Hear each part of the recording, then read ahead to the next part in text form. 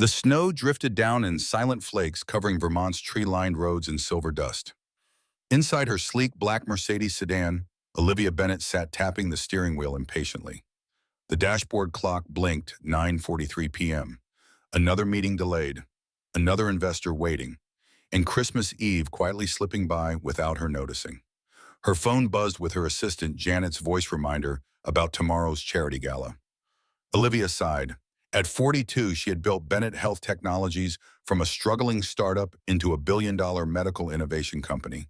Yet tonight she felt more alone than ever. Success had bought her everything except time, and the sound of her own thoughts echoed louder than the hum of her perfectly tuned German engine. A sharp sputter interrupted the silence. The sedan jerked, lights flickered, and the engine died mid-turn on a narrow snow-covered road. No, no, not now. Olivia hit the steering wheel with her palm. The windshield wipers froze halfway across the glass and the heater stopped blowing warm air. The world outside was white, endless, and still. Not a single car in sight. 15 miles from the nearest town with the most important business deal of her career hanging in the balance, and her car decided to give up. Classic. Olivia tried her phone. No signal. The irony stung. The woman who revolutionized healthcare connectivity with AI systems couldn't even call for help on her own country's back roads. She leaned back, breathing out mist into the cold cabin. For the first time in years, she felt powerless. The storm outside was beautiful but merciless. She stepped out of the car, Italian leather heels crunching in the snow, and the wind bit her cheeks through a thin layer of expensive makeup. Her cashmere coat provided little warmth against Vermont's December fury, only reminding her how far she was from the climate-controlled boardrooms of Boston. The meeting with Horizon Capital had gone well mostly. Lead investor James Wright seemed impressed with the new AI diagnostic platform, but he wanted concrete results before committing $150 million. Great potential isn't enough anymore, Ms. Bennett, he had said. We need to see proof that your technology can deliver what you're promising. 3 weeks. That's all she had to secure the funding before their competitor MedTech Solutions swooped in with their inferior but market-ready product. Olivia checked her watch again, muttering to herself, "Just great, Olivia. Merry Christmas to you, too." Then distant headlights. They appeared like hope breaking through darkness, growing brighter, until an old dented tow truck rolled into view. The sound of its engine was rough but reassuring. It stopped beside her car, and the door creaked open.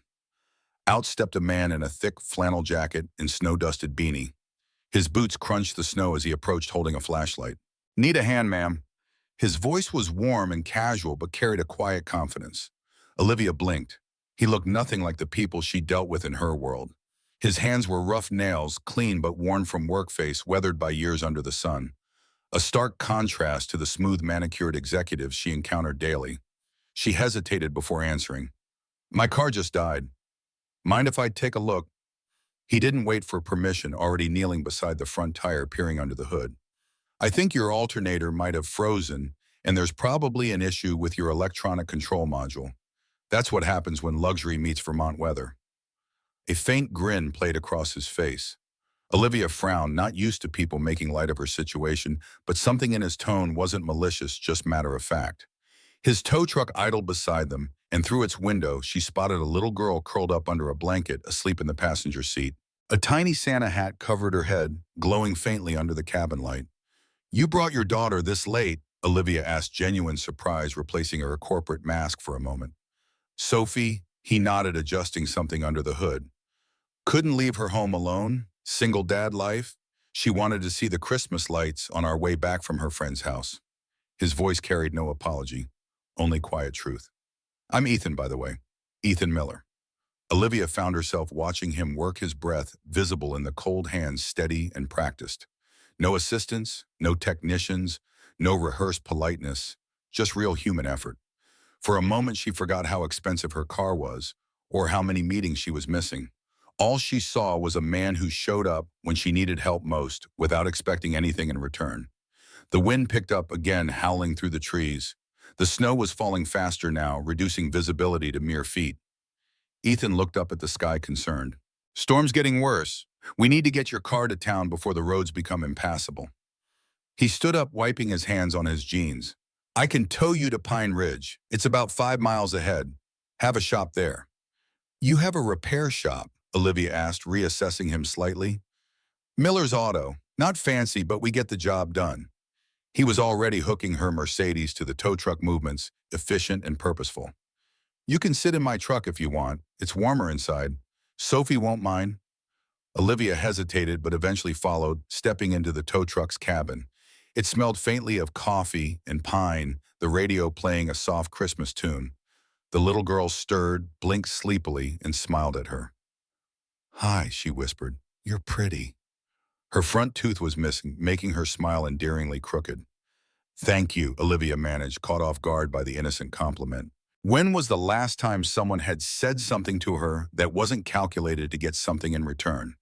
Outside, Ethan secured the final chains on her car, the sound of metal against metal, barely audible over the growing storm. Within minutes, they were moving slowly down the road, her Mercedes trailing behind them like an obedient pet. The heater in the truck worked better than it looked, blowing warm air that smelled faintly of cinnamon. Sophie likes those air fresheners, Ethan explained, noticing her slight sniff. Says they make the truck smell like Christmas cookies. Sophie nodded enthusiastically from her seat, now fully awake. Dad says we're going to make real cookies tomorrow. It's tradition. Her voice was high and clear, untouched by doubt. Sounds nice, Olivia replied, unsure how to talk to a child. Her world didn't include many children, just board members, investors, and employees who needed constant direction. The truck's headlights cut through the thickening snow, illuminating a welcome sign. Pine Ridge, Vermont, population 1,872, where neighbors are friends. The small town emerged from the white blur, a main street lined with small businesses, all decorated with Christmas lights that glowed defiantly against the storm. Even in the heavy snow, Pine Ridge radiated warmth. Not much compared to Boston, Ethan said, noting her gaze, but it's home. The truck pulled up to a two-story building with a large garage door and a small apartment above it. A hand-painted sign hung above the entrance. Miller's Auto Repair, Estenu 2019. Ethan maneuvered her Mercedes into the garage with practiced ease, then killed the engine. Welcome to my humble establishment, he said, helping Sophie down from the truck. We'll get your car fixed up, but it'll take some time. Those German luxury models have complex systems. The garage was surprisingly clean and organized, tools hung in perfect alignment on pegboards, diagnostic equipment neatly arranged on workbenches. The concrete floor was free of the usual oil stains Olivia associated with auto shops. A small Christmas tree stood in the corner, decorated with ornaments clearly made by a child's hands. You can use the office phone to make any calls, Ethan said, pointing to a small room off to the side. Cell reception's better in town than on those back roads. Olivia nodded gratefully and headed for the office. Janet picked up on the first ring. Olivia, where are you? I've been trying to reach you for hours. My car broke down near Pine Ridge. I'm at a local repair shop. Olivia kept her voice low, eyeing Ethan as he began examining her car. How did the follow-up with James Wright go? Janet's hesitation told her everything before she spoke. Not great. MedTech Solutions made contact with him right after your meeting.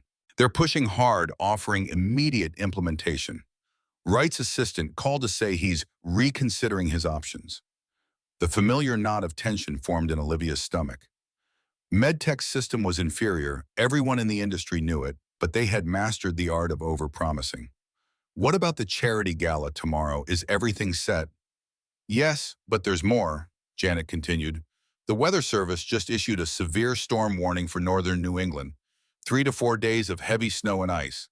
Vermont's already closing major highways. You might be stuck there for a while. The knot tightened. That's not possible. I need to be back for the gala. The entire board will be there, not to mention potential investors. Olivia glanced through the office window at the swirling snow outside. It was falling faster now, already covering the truck they'd arrived in. I don't think anyone's going anywhere for a while, Janet said apologetically. Even flights are grounded. Olivia ended the call and returned to the garage where Ethan was deep under the hood of her Mercedes. How bad is it? She asked, though she already knew the answer wasn't good. Ethan emerged, wiping his hands on a rag. Electronic control module was fried. Alternator needs replacement. And there's something wrong with your fuel injection system. Parts alone will cost a few thousand. I'd need to order them from Burlington, but with this storm... He looked toward the windows where snow was piling up along the sills. Nothing's moving in or out for at least 3 days. 3 days? That's impossible. I need to be in Boston tomorrow. Olivia's voice rose slightly, the control she prided herself on beginning to crack. Ethan shrugged, unbothered by her tone. Nature doesn't care much about our schedules. He nodded toward his daughter, who was arranging small toy cars in a line. Sophie and I learned that the hard way. Olivia took a deep breath. Is there a hotel in town I can stay at? Pine Ridge Inn down the street, but Ethan hesitated. During Christmas week, they are usually full with visiting families. And with the storm, people who are passing through are probably stuck too. I'll take my chances. Olivia pulled out her phone, found the inn's number online, and dialed it. After a brief conversation that confirmed her fears, she hung up with a sigh. You're right, they're fully booked. The next town with a hotel is 30 miles away, Ethan said, and the roads are already closing. Sophie looked up from her toys. Is the pretty lady staying for Christmas, Daddy? The question hung in the air, innocent yet complicated. Olivia Bennett, CEO of Bennett Health Technologies, worth millions on paper, stood stranded in a small-town garage with nowhere to go on Christmas Eve. The irony wasn't lost on her. Ethan seemed to consider something, then made a decision. There's an apartment upstairs. Used to be my workshop before I converted it. Nothing fancy, but it's clean and warm. You're welcome to stay there until the road's clear. Olivia studied him, searching for an angle, a hint of ulterior motive, the kind she was accustomed to detecting in business dealings. But his face held only straightforward concern. Why would you do that? You don't know me. It's Christmas Eve, he said simply, as if that explained everything. And you're stranded. What else is there to discuss? Sophie clapped her hands. Yes, a Christmas visitor. Her excitement was palpable, untainted by adult suspicion. Olivia weighed her limited options. A garage apartment in a town she'd never heard of? Or, what exactly? Sleeping in the office of an auto shop. She nodded slowly. Thank you, I appreciate it. Don't thank me until you see it, Ethan said with a gentle smile. Like I said, nothing fancy. He led her up a narrow staircase at the back of the garage. The apartment was small but surprisingly cozy. A compact living area with a worn but clean sofa, a kitchenette with basic appliances, and a single bedroom visible through an open door. What caught Olivia's attention were the Christmas lights strung along the ceiling, casting warm patterns across the wooden floor. Simple paper snowflakes hung from fishing line near the windows, clearly Sophie's handiwork. We use it sometimes when we work late, Ethan explained. Sophie does her homework up here while I finish with cars downstairs. It's perfect, Olivia found herself saying, and meant it. The honesty in her voice surprised even her. Sophie darted past them both and went straight to a small bookshelf. I keep my special books here. She pulled out a worn copy of The Night Before Christmas and hugged it to her chest. Daddy reads it every Christmas Eve. Ethan smiled at his daughter with unmistakable devotion. It's tradition, right after cookies. You make cookies on Christmas Eve? Olivia asked, trying to remember the last time she'd done anything traditional for the holiday. In recent years, Christmas had become just another opportunity for networking at the company gala. We decorate them, Sophie corrected, with the seriousness only an 8-year-old could muster. Daddy bakes them first, then we put frosting and sprinkles on them. Olivia set her designer handbag on the small coffee table, feeling strangely out of place in her tailored wool suit and silk blouse. Here, surrounded by handmade decorations and well-loved furniture, her usual armor of luxury brands seemed excessive, even silly. I'll get your bag from the car, Ethan offered, heading back downstairs. Left alone with Sophie, Olivia felt oddly vulnerable. The little girl stared at her with undisguised curiosity. Your dress is really pretty. Are you a princess? Olivia couldn't help but laugh, a genuine sound she rarely heard from herself anymore. No, definitely not. I run a company that makes medical technology. Sophie considered this. Like the machines in hospitals that beep. Something like that. We create systems that help doctors know what's wrong with patients faster. So you help people get better. Sophie's eyes widened. That's even cooler than being a princess. Before Olivia could respond, Ethan returned with her overnight bag, a luxury leather weekender she'd packed for what was supposed to be a quick overnight trip to Vermont and back. The snow's coming down hard now, he reported. Good thing we got here when we did. As if punctuating his words, the lights flickered once, twice, then steadied. Ethan frowned. Power grid gets temperamental in storms like this, when we might lose electricity. We have candles, Sophie announced proudly, and flashlights, and blankets. Daddy always makes sure we're prepared. Former Boy Scout, Ethan explained with a self-deprecating smile. Always prepared is basically my middle name. Olivia found herself studying him more carefully now. In the warm light of the apartment, she noticed details she'd missed before. The intelligence in his eyes. The way he carried himself not with the practiced posture of her executive peers, but with the natural confidence of someone comfortable in his own skin. His hands showed years of physical work, but there was precision in how he moved and almost like an engineer. Her gaze drifted to the wall behind him and stopped. Framed under glass hung a degree. Not just any degree, a Master of Engineering from MIT. The name on the certificate, Ethan J. Miller, class of 2008. Ethan noticed her discovery and shrugged slightly. Different lifetime. You're an MIT engineer, she stated, recalibrating her assumptions about him. Working as a small-town mechanic. I'm an MIT-educated mechanic, he corrected gently. There's a difference. Sophie tugged at her father's hand. Daddy designed cars before. Big ones in Detroit. He was super important. Ethan ruffled her hair affectionately. Not that important, Munchkin. Olivia's professional curiosity piqued. Which company? Stellantis. I led a development team for their hybrid engine program. He said it matter-of-factly without pride or regret. That was before Sophie's mom passed away. The simple statement hung in the air, carrying weight beyond the words themselves. Olivia felt a pang of empathy she rarely experienced in her business-focused life. I'm sorry.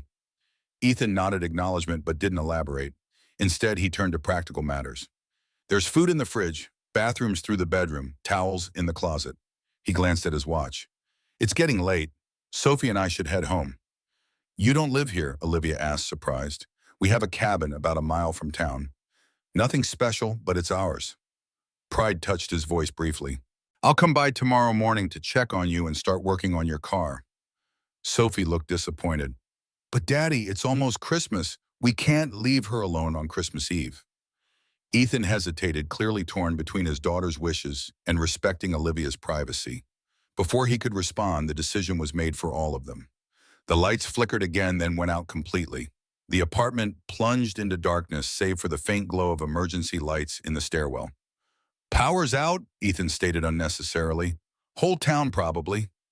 Sophie's excited voice came from the darkness. It's a Christmas blackout adventure. Olivia heard Ethan moving efficiently through the dark, followed by the scratch of a match. A warm glow spread as he lit a camping lantern on the kitchen counter. Sophie, get the candles from the emergency kit, please. Within minutes, the apartment was illuminated by the soft light of a dozen candles arranged strategically around the room.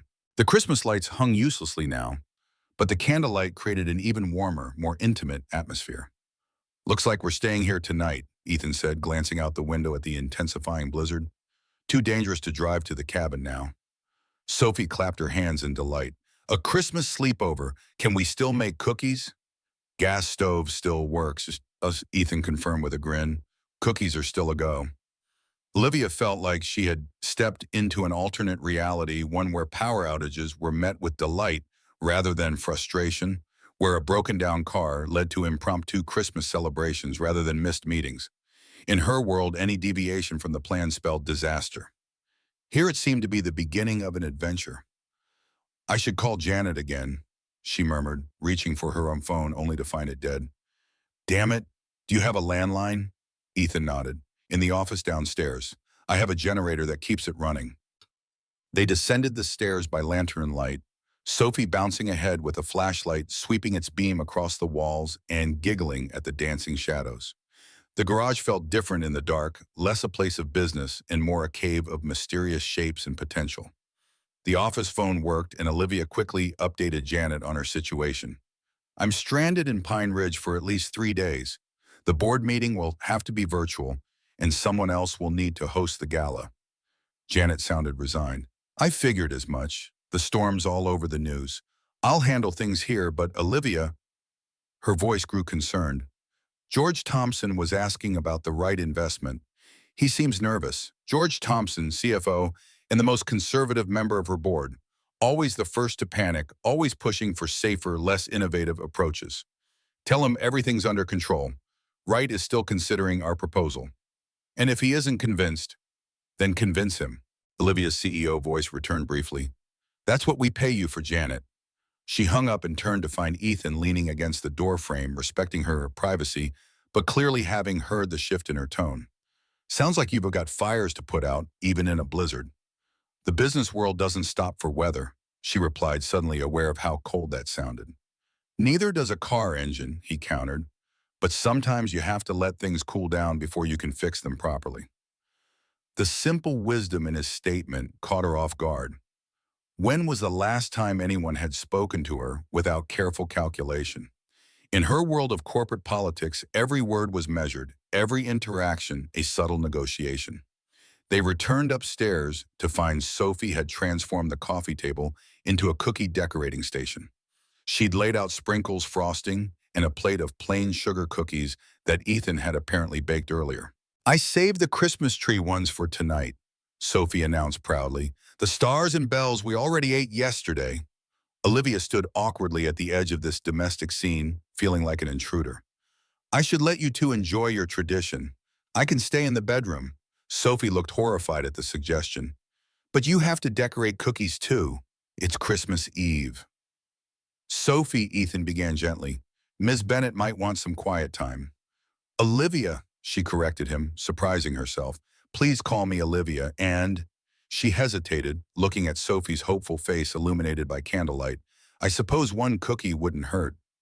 30 minutes later, Olivia Bennett, who regularly negotiated multi-million-dollar contracts and managed a team of over 300 employees, was laughing at her inability to keep frosting inside the lines of a simple cookie shape. Sophie, it turned out, was an exacting teacher. No, you have to squeeze the bag gentler, she instructed, demonstrating with her own cookie. See how I make the snow on the tree's branches. Ethan watched from the kitchenette where he was heating water on the page stove for hot chocolate.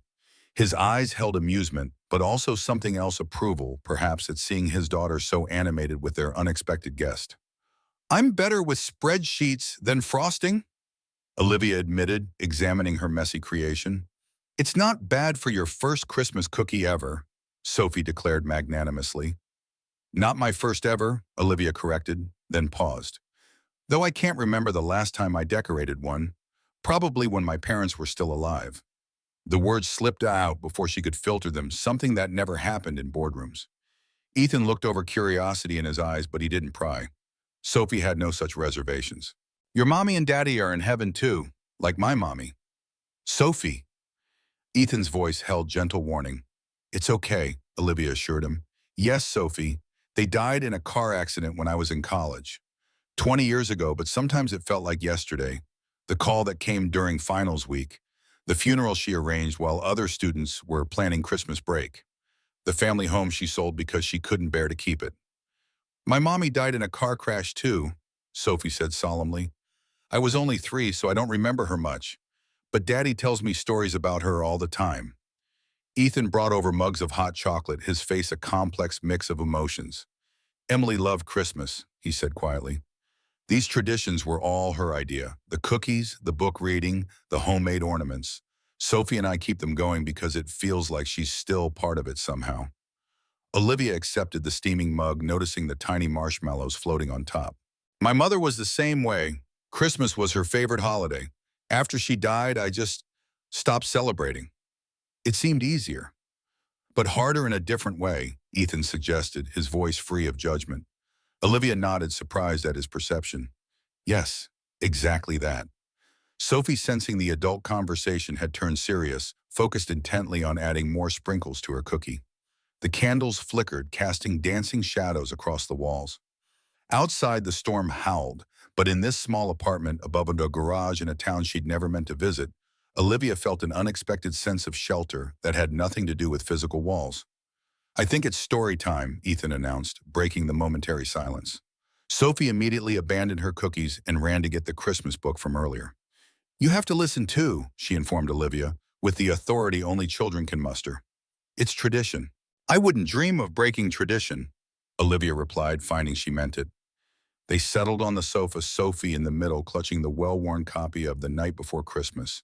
Ethan read with the practiced ease of someone who had performed this ritual many times, his voice shifting for different characters, adding sound effects that made Sophie giggle. Olivia watched them, this father and daughter, bound not just by blood, but by shared rituals and mutual devotion. Her own life suddenly seemed sterile in comparison. She had achievements, yes, recognition, wealth. But sitting here in candlelight, watching the simple joy of a bedtime story, she wondered what she'd sacrificed along the way. When the story ended, Sophie's eyes were drooping, despite her obvious effort to stay awake. "Time for bed, kiddo," Ethan said, lifting her easily. "You know Santa can't come if you're still awake." "But where will Daddy sleep?" Sophie asked sleepily, looking at Olivia. "That's his bed in there." "I'll take the couch," Ethan assured her. "I've slept on it plenty of times when working late." Olivia immediately protested. "I couldn't take your bed. The couch is fine for me." "The couch is too short for me," he pointed out practically. "And you've had a rougher day than expected. Please take the bed, I insist." Too tired to argue further, Olivia relented. She helped clean up the cookie decorating supplies while Ethan put Sophie to bed in a small alcove off the main room that clearly served as her occasional bedroom, complete with a child-sized bed and stuffed animals. When he emerged, closing the curtain that gave the sleeping area privacy, Olivia was standing by the window watching the snow fall in the glow of the emergency streetlights. The town looked like a scene from inside a snow globe, perfect, peaceful, isolated from the rest of the world. "Quite a change from Boston," Ethan commented, joining her. "Like a different planet," she agreed. "In Boston, I'd be preparing notes for tomorrow's board meeting right now, or reviewing quarterly projections. Instead, you're stranded with a small-town mechanic and his daughter on Christmas Eve." Ethan's voice held no self-pity, only a hint of amusement. "Life's strange that way." "Life rarely goes according to plan," Olivia said, thinking of her own carefully structured world currently spiraling beyond her control. Ethan studied her profile in the candlelight. "Would it be presumptuous to guess that you usually make sure it does go according to plan, I mean?" The observation was too accurate to deny. "I built my company from nothing. Control isn't just a preference, it's a necessity." "What does your company do exactly?" Sophie mentioned something about medical machines. As Olivia found herself explaining Bennett Health Technologies' core products, AI diagnostic systems that identified patterns human doctors might miss, predictive healthcare platforms that anticipated patient needs before they became critical. She spoke with the passion that had convinced investors and board members alike, the vision that had driven her through endless 18-hour workdays and sacrificed weekends. Ethan listened intently, asking intelligent questions that revealed his engineering background. "So you're essentially creating systems that think the way doctors do, but without human limitations. More like systems that partner with human expertise," she clarified. "The technology isn't meant to replace doctors, but to give them better tools." "Noble goal," he acknowledged. "Healthcare needs innovation.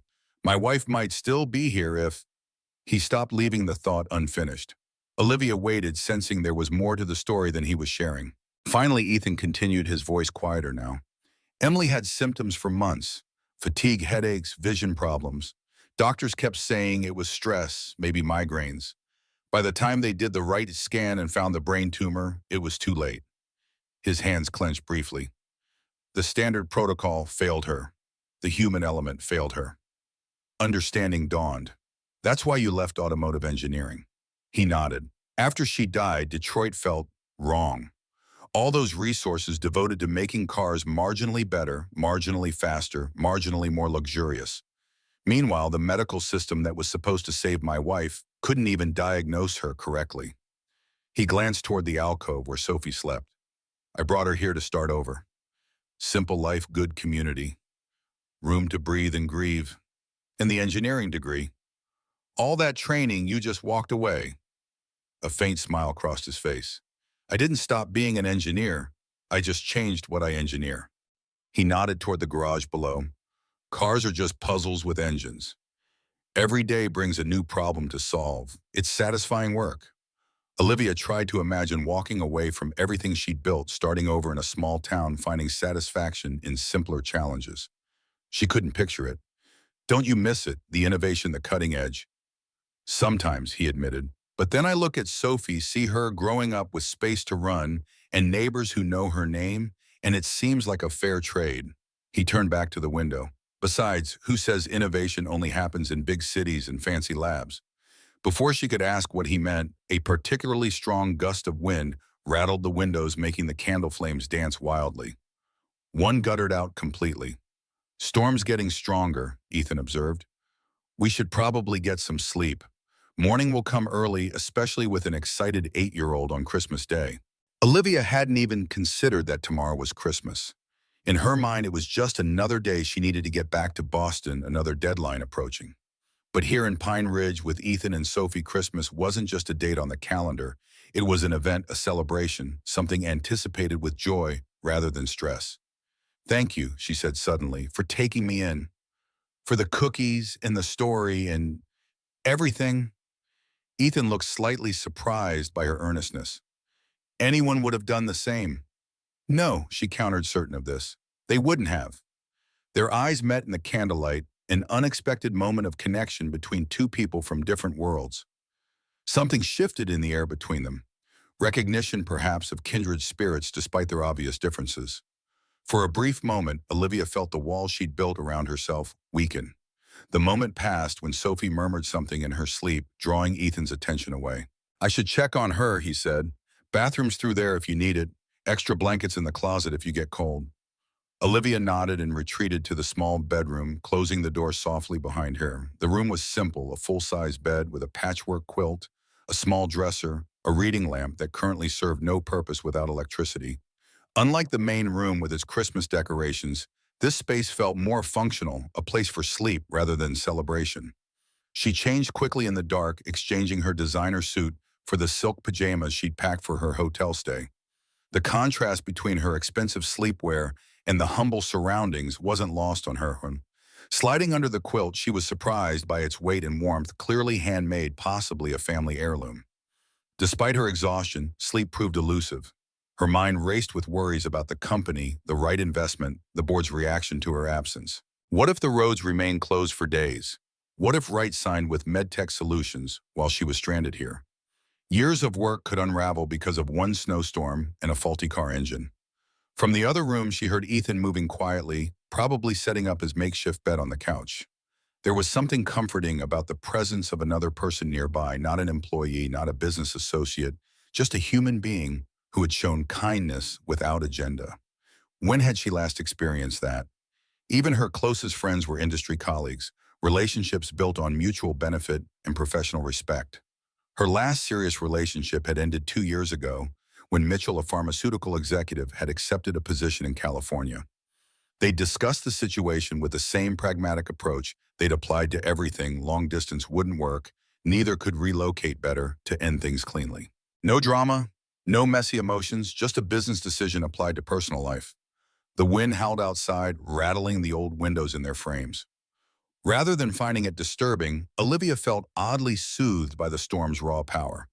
There was honesty in its fury, a reminder that for all humanity's innovations and technologies, nature remained untamed. She must have eventually drifted off because the next thing she knew, weak morning light was filtering through the curtains. For a moment, she couldn't remember where she was. The unfamiliar ceiling, the sound of wind, the faint smell of coffee, none of it matched her Boston penthouse or the luxury hotels she typically frequented. Then it all came back: the broken-down car, the storm, Ethan and Sophie, cookies, and candlelight on Christmas Eve. Christmas. Today was Christmas, and she was spending it stranded in a small Vermont town with strangers. Voices drifted from the other room. Sophie's excited chatter and Ethan's deeper, calmer responses. Olivia checked her phone, still dead, and even if it weren't, probably still without signal. For the first time in years, she was completely disconnected from her business life. The realization was both terrifying and strangely liberating. She dressed quickly in the casual clothes she'd packed as a backup: designer jeans and a cashmere sweater, still far too formal for a day in a small-town garage, but the best option available. When she emerged from the bedroom, she found Sophie sitting cross-legged on the floor by the now cold wood stove, examining the contents of a stocking. Olivia, Merry Christmas. The little girl bounced up and ran to her. Santa came even with the power out. And look, He left something for you too. Sure enough, a third stocking hung beside the others, a simple red one without decoration. Olivia looked questioningly at Ethan, who stood by the kitchenette where a camp stove now heated a coffee pot. Sophie insisted, he explained with a slight shrug. Christmas magic apparently extends to unexpected guests. Olivia was touched by the gesture, clearly Ethan's doing, even if attributed to Santa for Sophie's benefit. That's very kind, but unnecessary.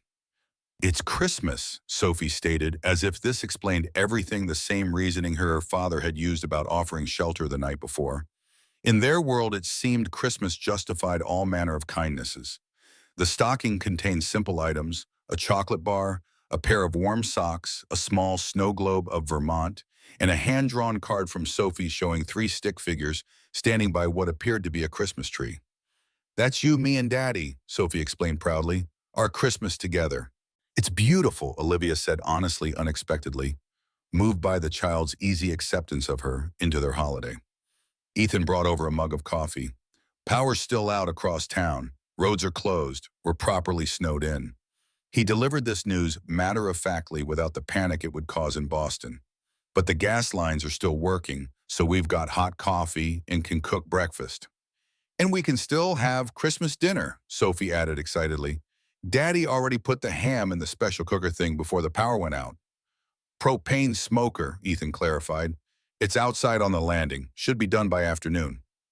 Olivia tried to process this information. These people who barely knew her were including her in their Christmas dinner plans without hesitation. In her world, such invitations always came with unstated expectations. Business to be discussed, connections to be leveraged, favors to be traded. This felt different, simpler, genuine. I don't want to intrude on your family holiday, she began. Sophie looked confused. But you're already here, and nobody should be alone on Christmas. Right, Daddy? Ethan nodded, a smile playing at the corners of his mouth. Hard to argue with that logic. Besides, where else would you go? The whole town's shut down. He had a point, even if she wanted to leave, and she was surprised to find she didn't. Not entirely. There was nowhere to go. The realization should have frustrated her, but instead she felt an unexpected sense of relief. For the first time in decades, Christmas Day held no obligations, no networking events disguised as celebrations, no endless stream of professionally necessary phone calls. Just snow silence and the company of a kind man and his enthusiastic daughter. Then thank you, she said simply. I'm honored to join your Christmas. Sophie beamed, then immediately launched into an explanation of their Christmas morning traditions, opening presents already completed. Then breakfast, then playing in the snow. If weather permitted, then Christmas movie watching until dinner time. But the power's out, Olivia pointed out gently. No movies today. We have board games, Sophie countered without missing a beat. And books, and Daddy can tell stories about when he built race cars. Ethan raised an eyebrow. They weren't exactly race cars, Soph. They went really fast, Sophie insisted to Olivia, like zoom fast. Breakfast was simple but delicious pancakes cooked on the camp stove topped with maple syrup that Ethan explained came from trees just outside town. Ben Williams taps them every spring. Best syrup in Vermont, though everyone around here claims that title. As they ate, Ethan described his plans to examine Olivia's car more thoroughly once there was better light. The garage has skylights, so even without power, I can work during daylight hours. If I'm right about the electronic control module, I might be able to bypass it, temporarily get you back on the road with limited functionality until proper parts arrive. You can do that. Olivia was impressed despite herself. A hint of the MIT engineer showed through his modest demeanor. Modern cars are just computers on wheels. The principles haven't changed much, even if the components have. After breakfast, Ethan excused himself to check on the ham and then head down to the garage. Sophie immediately claimed Olivia as a playmate, bringing out a worn Monopoly board. I'm the banker, she announced, organizing the colorful money with surprising efficiency. Daddy says I'm good with numbers. Olivia smiled, reminded of herself at that age, always the one counting allowance, planning, lemonade stand profits, dreaming of business ventures beyond her years. I was good with numbers too. Is that why you're the boss of your company? Sophie asked, dealing out the starting money. Partly, Olivia acknowledged, but mostly because I worked very hard and didn't give up when things got difficult. Sophie nodded seriously. Daddy says that too, that nothing worth doing is ever easy. For the next hour, Olivia found herself thoroughly engaged in the board game, amused by Sophie's shrewd property investments and tough negotiation tactics. You drive a hard bargain, she commented after Sophie refused a trade that clearly favored Olivia. Daddy says you should never take the first offer, Sophie replied, rolling the dice again. He says that's how his old company tricked him. Olivia's interest piqued. His old company tricked him? What do you mean?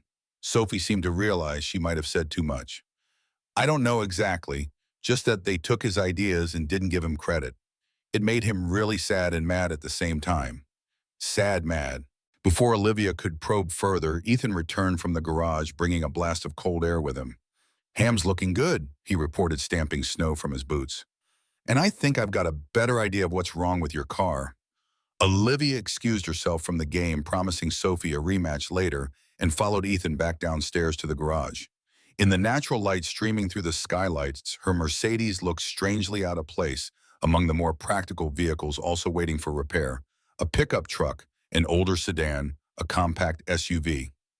Ethan led her to the open hood where he'd connected diagnostic equipment to the car's computer. Your electronic control module is definitely shot, but that's not the only problem. The cold damaged your alternator, and there's something wrong with the fuel injection system. He pointed out specific components as he spoke, explaining the interconnected nature of the problems in terms she could understand despite her limited automotive knowledge. What struck her most was his evident respect for the vehicle's engineering, despite his earlier joke about luxury cars in Vermont weather. Can it be fixed? She asked mentally, calculating how many more days of meetings she might miss. Eventually, yes, but parts for this model will need to come from the Mercedes dealership in Burlington. With the roads closed, he let the implication hang. So I'm stuck here, Olivia concluded, finding that she felt more resigned than panicked now. Ethan hesitated, then offered, I might be able to rig a temporary solution. It won't be pretty and it won't give you all the features, but it could get you back to Boston in a day or two once the main road's clear. Not quite as quick as you'd like, but better than waiting a week for parts. Olivia studied him, curious. You'd do that, MacGyver a luxury car, just to help me get home faster. He shrugged, a half smile playing across his face. Consider it a professional challenge. Besides, I get the feeling you've got important things waiting back in Boston. A company doesn't run itself, she agreed, though, with less urgency than she would have expressed yesterday. Thank you. That's above and beyond. Don't thank me yet. I still have to make it work. He turned back to the engine, already mentally solving the puzzle. Olivia found her gaze drawn to a workbench in the corner, partially covered by a tarp. Beneath the covering, she could make out what appeared to be technical drawings and a small-scale model of some kind of engine. Before she could inquire, a voice called from upstairs. Daddy, Olivia, come look. The snow stopped. They both looked toward the garage windows. Indeed, the howling wind had ceased, and while snow still covered everything, no new flakes were falling. The storm had broken, at least temporarily. We should go out and play before it starts again. Sophie's voice held the unmistakable excitement of a child seeing fresh snow on Christmas Day. Ethan glanced at Olivia. She'll be disappointed if I say no. Then don't, Olivia suggested, surprising herself with her relaxed attitude toward scheduled disruptions. Your car diagnosis will still be there in an hour. Ethan studied her for a moment, then smiled a full, genuine smile that transformed his face. Who are you and what have you done with the stressed CEO from last night? Olivia laughed, the sound echoing in the garage. Maybe she got lost in the snow. They headed back upstairs to find Sophie already bundled in snow gear, practically vibrating with anticipation. Can we build a snowman and make snow angels and have a snowball fight? Whoa, slow down, Ethan chuckled. One snow activity at a time. Olivia hesitated, looking down at her designer boots and cashmere sweater. I'm not really dressed for snow play. I have extra gear, Ethan offered. Emily was about your size. The mention of his late wife hung briefly in the air, not with sadness, but as a simple fact. Olivia nodded, accepting both the offer and the significance behind it. Minutes later, she found herself outside, bundled in borrowed snow pants, boots, and a puffy jacket that indeed fit her well. The small town of Pine Ridge stretched before them, transformed into a winter wonderland. Every surface was coated in pristine white, the morning sun creating a dazzling display of light and shadow. Sophie immediately flopped backward into a snowdrift, creating a perfect snow angel. Come on, you try. Olivia hesitated, trying to remember the last time she'd done something so carefree. College, maybe, before responsibilities and corporate image became constant considerations. Ethan caught her hesitation and raised an eyebrow in challenge. Too dignified for snow angels, Miss CEO. The friendly provocation was all it took. Olivia Bennett, chief executive of Bennett Health Technologies, fell backward into the snow and spread her arms and legs, laughing as the cold crystals found their way past her borrowed collar. And for a moment, just a brief, perfect moment, the world of board meetings and investment deals and corporate rivalries ceased to exist. There was only the clear blue sky above the crisp winter air and the sound of a child's delighted laughter. Perfect, Sophie declared, examining Olivia's snow angel with critical approval. Now we need to build the best snowman ever. It's tradition. As Olivia helped roll increasingly large snowballs for their creation, she found herself watching Ethan with his daughter, the easy affection between them, the inside jokes, the unspoken understanding. Despite the tragedy in their past, they had built something beautiful together. A life with purpose and joy uncomplicated by the endless striving that characterized her own existence. A strange feeling settled in her chest, not quite envy, not quite longing, but something adjacent to both. Recognition, perhaps, of what she'd sacrificed on her climb to success. The roads not taken, the simple pleasures set aside in pursuit of greater achievements. The snowman took shape, crooked but charming, with Sophie's hat perched on its head and Ethan's old scarf wrapped around its neck. As they stood back to admire their creation, the sound of engines broke the winter silence. A snowplow rumbled down the main street, followed by utility trucks. Looks like the town's digging out, Ethan observed. Power might be back on soon. Olivia felt an unexpected twinge of disappointment. Power meant connectivity. Connectivity meant returning to her real life, to obligations and deadlines, and the constant pressure of running a company on the cutting edge of medical technology. How soon do you think the roads will be clear enough to drive? She asked, her CEO mindset reasserting itself. Ethan studied the sky, then the main road where the plow was making progress. Major highways probably by tomorrow. Back roads might take another day. But if I can get your car running, he shrugged. Potentially tomorrow afternoon if I work through today. Tomorrow afternoon, less than 24 hours in this strange interlude would end. She would return to Boston, to her penthouse with its minimalist design and spectacular city views, to her corner office and executive team, and the right investment deal hanging in the balance.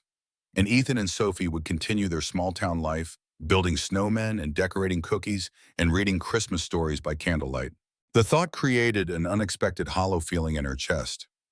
Sophie tugged at her hand. What's wrong? You look sad. Olivia forced a smile. Not sad, just thinking about going back to Boston soon. But it's still Christmas, Sophie protested. You can't leave on Christmas Day. That's against the rules. What rules? Olivia asked, genuinely curious about the child's perspective. The Christmas rules, Sophie stated with absolute certainty. Christmas is for being with people who care about you, not for driving in cars alone. Out of the mouths of babes. Olivia met Ethan's gaze over his daughter's head, finding unexpected understanding there. He, too, seemed to recognize the significance of Sophie's simple declaration. People who care about you. Was that what was happening here? After less than 24 hours, could these two strangers, a small-town mechanic and his precocious daughter, actually care about her? Not about CEO Olivia Bennett, not about what she could do for them, but about her as a person. And more unsettlingly, did she care about them in return? The thought was interrupted by the distant sound of church bells, somehow made clearer and purer by the snow-covered landscape. Noon already, Ethan noted. We should head back. Ham should be about ready, and these old bones need warming up. You're not old, Daddy, Sophie giggled, throwing a small snowball that caught him squarely in the chest. He feigned mortal injury, staggering dramatically before scooping her up and spinning her around, her laughter echoing across the snow-covered yard. Olivia watched them, this perfect tableau of father-daughter joy, and felt simultaneously like an intruder and a welcome witness. As they trudged back toward the garage, Olivia's business phone suddenly vibrated in her pocket, the first sign of returning cellular service. She pulled it out, seeing the screen light up with missed calls, texts, emails. The real world intruding on this Christmas Day interlude. Ethan noticed her attention shift and nodded understandingly. Feel free to make your calls. We'll get lunch started. I should check in, she agreed, already scanning the notifications. Most urgent were the messages from Janet and from George Thompson, her CFO. The right investment situation had escalated in her absence. As Ethan and Sophie headed upstairs, Olivia remained in the garage, returning calls and reasserting control over her company from afar. Janet reported that the charity gala had proceeded without her, with her VP of operations giving the welcome speech in her place. George was more concerned with the rights situation. He's meeting with MedTech Solutions today, Olivia. Today. On Christmas, George's voice carried barely concealed panic. We're going to lose this deal if you don't intervene personally. It's a blizzard, George. I can't exactly snap my fingers and teleport to Boston. Her voice came out sharper than intended, the calm she'd felt during the snowman building rapidly evaporating. Then call him, email him, something. This investment is make or break for the next phase, and you know it. She did know it. Without rights funding, the advanced AI diagnostic system, the one that could potentially save lives by catching conditions like Emily's brain tumor earlier, would be delayed by months, possibly years. And in the fast-moving medical technology field, delays meant death, not just for patients who could benefit, but for the innovation itself. I'll handle it, she assured George, ending the call. She composed an email to James Wright outlining again the superiority of their technology over MedTech's offering, emphasizing the long-term benefits over short-term implementation. Just as she was about to send it, she hesitated, her gaze falling on the tarp-covered workbench in the corner. Curiosity overrode professional urgency. She approached the bench and carefully lifted the edge of the tarp. Beneath it, exactly as she'd glimpsed earlier, lay detailed technical drawings and a small-scale model, but not of a car engine as she'd assumed. This was something entirely different. The design showed what appeared to be a hybrid power system with an innovative approach to energy storage and distribution. Notes in precise engineering handwriting filled the margins, calculations, modifications, ideas for improvement. Dates in the corner indicated that this was an ongoing project, with the most recent additions made just days ago. It's not finished yet, Ethan's voice came from behind her. Olivia turned guilty at being caught snooping, but too intrigued to be properly apologetic. What is it? Ethan approached his expression cautious but not angry. An idea I've been working on, microgrid system for healthcare facilities in remote areas or during power outages. Combines solar, small-scale wind, and a more efficient battery storage approach. For hospitals, Olivia's mind immediately made the connection to his personal history. He nodded. After Emily, I kept thinking about all the places where reliable power could mean the difference between life and death. Rural clinics, disaster zones, even regular hospitals during extended outages. He gestured toward the window where the power company trucks could be seen working on lines down the street.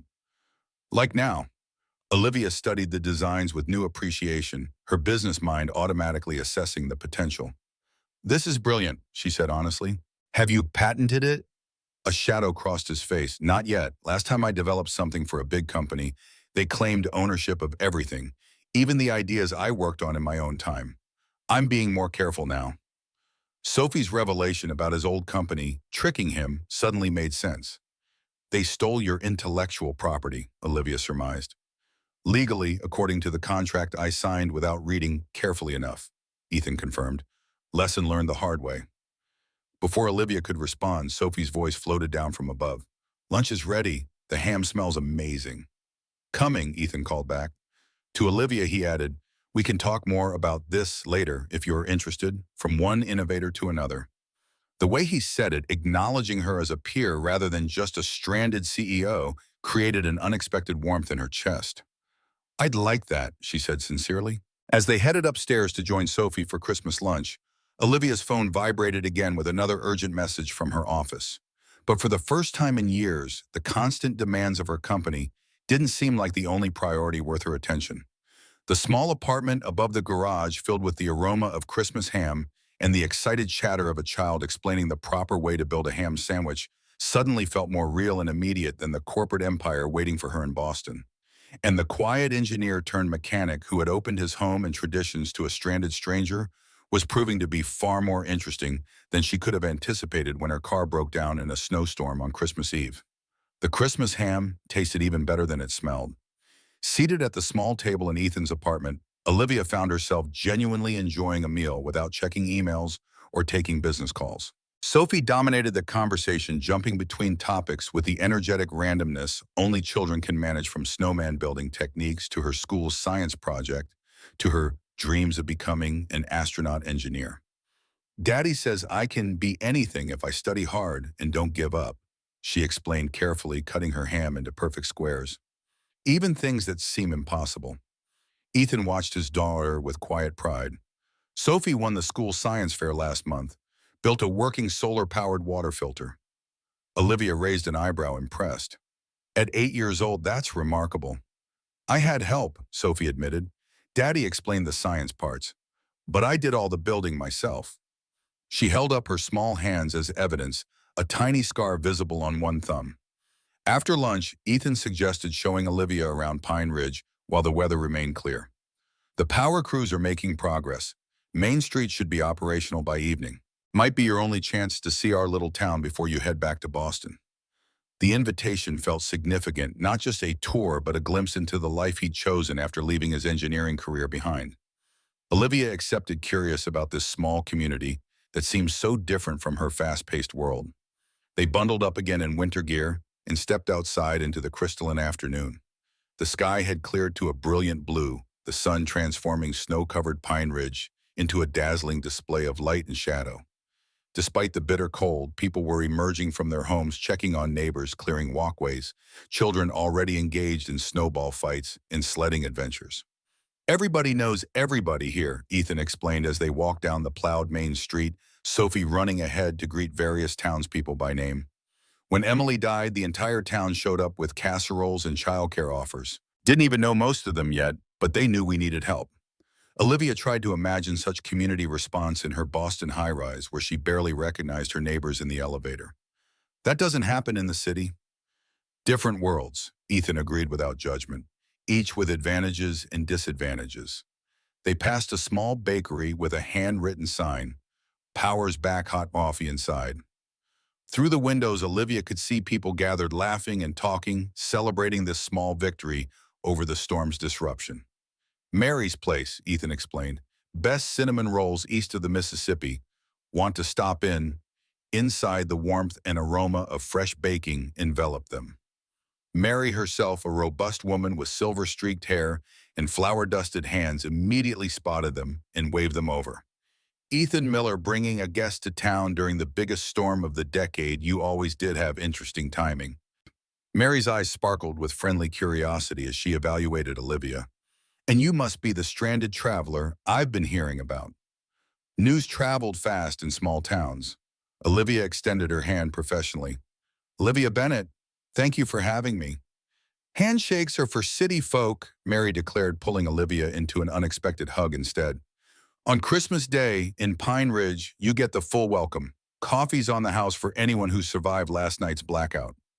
They settled at a small table by the window, Sophie immediately spotting friends from school and rushing off to compare Christmas presents. Mary brought over cinnamon rolls that made Olivia's usual protein-packed breakfast seem like deprivation, and coffee served in mismatched mugs. So Boston, Shum? Mary asked, sitting down uninvited but clearly welcome as far as Ethan was concerned. What brings you through our neck of the woods, besides fate and faulty car engineering? Olivia explained briefly about her investor meeting in Burlington, keeping the details vague. Mary nodded, seemingly satisfied with the limited information. Well, storms have a way of rearranging our plans for a reason, she said with the conviction of someone who believed firmly in greater purposes. Sometimes the detours are where the real journey happens. The philosophical observation from this small-town baker caught Olivia by surprise. Before she could respond, the bakery door opened, bringing another blast of cold air, and a tall man in a utility worker's uniform. Power's back on Main Street and Pine Avenue, he announced to general applause. Should have the rest of town up by nightfall. Phone lines are working again, too. Relief rippled through the bakery patrons. Ethan caught Olivia's eye. That means the apartment should have power now. and better phone reception for your business calls. The reminder of her other life, the life waiting for her in Boston, settled like a weight on Olivia's shoulders. She'd managed to push aside thoughts of Bennett Health Technologies and the right investment during their morning activities, but reality couldn't be postponed forever. They finished their coffee and continued the town tour, stopping at the small local museum, used to be the town hall until 1962. Ethan explained the library. They let Sophie check out 10 books at once because she reads so fast.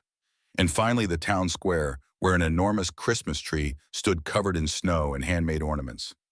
Every family in town contributes at least one ornament each year, Ethan said, pointing to a wooden star with Sophie's name painted across it. That was our addition this year. Sophie designed it. I just cut the wood. Olivia stepped closer, noticing other ornaments dating back decades, generations of Pine Ridge families marking their presence through small acts of creativity. The concept was foreign to her corporate mindset, where everything was measured by productivity and profit margins, yet she found herself oddly moved by the tradition's simple permanence.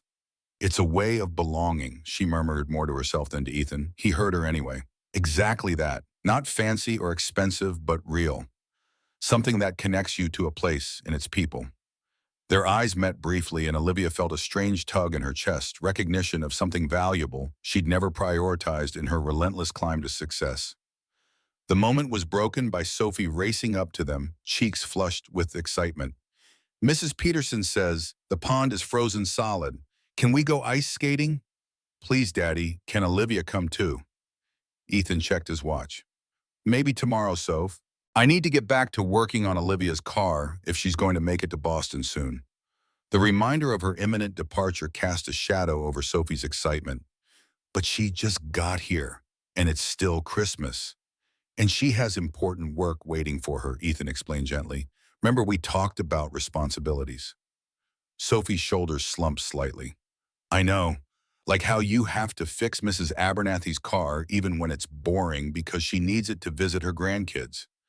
Ethan nodded. Exactly. Olivia has people counting on her too. The walk back to the garage was quieter, Sophie's earlier exuberance tempered by the reality that their Christmas guest would soon leave. Back at the apartment, now warm with restored electricity, Olivia excused herself to make business calls, while Ethan headed down to continue working on her car. Janet answered immediately. Finally, where have you been?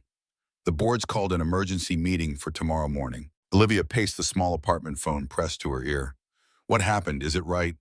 Worse, George made a critical error in the financial projections he shared with potential investors. The numbers don't add up, and now Wright is questioning everything: our growth forecasts, adoption rates, even the basic technology claims. Cold dread settled in Olivia's stomach. George Thompson was a conservative CFO, but he was meticulous with numbers. A financial error of this magnitude wasn't just unlikely, it was completely out of character. Send me the report, Olivia demanded. There has to be an explanation. Already did. Check your email. And Olivia, the board is talking about leadership changes if this Wright deal falls through. Thompson's been meeting privately with Richardson and Westfield. The implications were clear. George Thompson, her own CFO, was potentially orchestrating a boardroom coup using this crisis as leverage. The company she'd built from nothing. The technology that could revolutionize early disease detection, the legacy she'd sacrificed everything to create, all hanging in the balance, while she was stranded in a small Vermont town. I'll be back in Boston as soon as possible, Olivia promised, her CEO voice firmly back in place. Schedule the emergency board meeting for late afternoon tomorrow. And Janet, tell George, I want complete transparency on those projections before the meeting. She ended the call and checked her email, finding the financial report Janet had mentioned.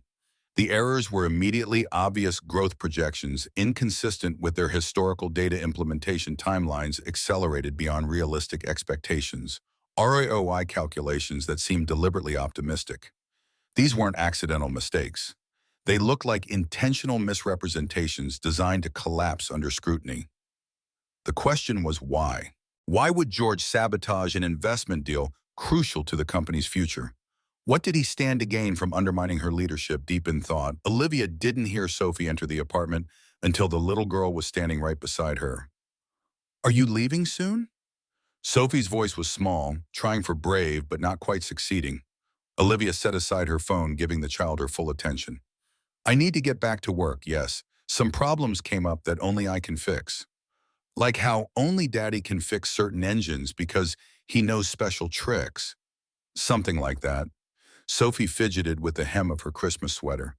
Will you ever come back to visit us, or are we just Christmas people, not regular time people? The innocent question hit harder than any boardroom challenge. Olivia knelt to Sophie's level, suddenly aware that her answer mattered more than it should after just one day of acquaintance. I'd like to come back and visit, she said carefully. If that's okay with you and your dad. Sophie's face brightened. Really, you could see my science fair project next month and go ice skating with us. And maybe stay for movie night? We have movie night every Friday with popcorn and hot chocolate. The simple joys Sophie offered stood in stark contrast to Olivia's typical weekend of reviewing reports and preparing strategies for the coming week. When had she last watched a movie simply for enjoyment, or had hot chocolate that wasn't grabbed from an overpriced cafe between meetings? That sounds wonderful, Olivia replied honestly. But first I need to solve my work problem. Is your dad still in the garage? Sophie nodded. He's been working super hard on your car. He says it's a tough puzzle, but he likes tough puzzles. Olivia headed downstairs to the garage, finding Ethan deep under the hood of her Mercedes, surrounded by tools and diagnostic equipment. With power restored, he had connected her car to a sophisticated computer system that seemed out of place in the small-town garage. He glanced up at her approach. Making progress. Your electronic control module is definitely fried, but I think I can bypass it with a custom solution. Not manufacturer approved, but it should get you to Boston. How soon? Ohio.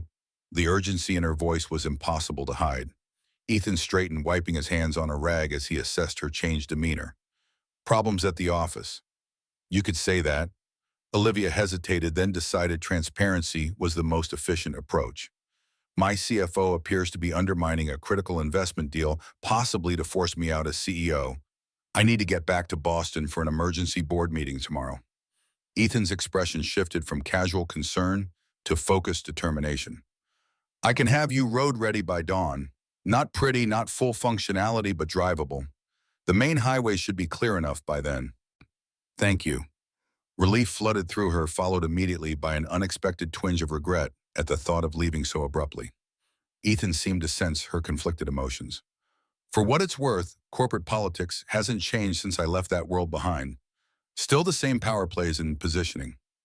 Were you forced out? Olivia asked, recalling Sophie's comment about his old company tricking him. Ethan's expression darkened slightly. Not exactly. After Emily died, I developed a safety system that could have prevented accidents like her sensors that detect micro-expressions of driver fatigue or distraction. The company loved it, patented it immediately under their ownership since I was an employee. Then they shelved it. Shelved it, Heiss. Cost-benefit analysis, he replied, the words carrying old bitterness. Implementation would have been too expensive relative to projected lawsuit costs from accidents. They literally calculated that letting people die was cheaper than saving them. He shook his head. That's when I knew I had to leave. Couldn't be part of a system that valued profit over human lives so explicitly. Olivia absorbed this, recognizing uncomfortable parallels to decisions she'd witnessed, even some she'd made herself in the healthcare technology sector. And now you're developing that microgrid system for hospitals. He nodded. On my own terms this time. No corporations claiming ownership, no shareholders demanding quarterly returns at the expense of the ultimate goal. He gestured to the tarp-covered workbench. It's slower without big resources behind it, but at least I know it won't get shelved if it could save lives, but might hurt the bottom line. His words carried no direct accusation, but Olivia felt their weight nonetheless. How many decisions at Bennett Health Technologies had been driven by similar cost-benefit analyses? How many potentially life-saving innovations had been delayed or modified to satisfy investor expectations?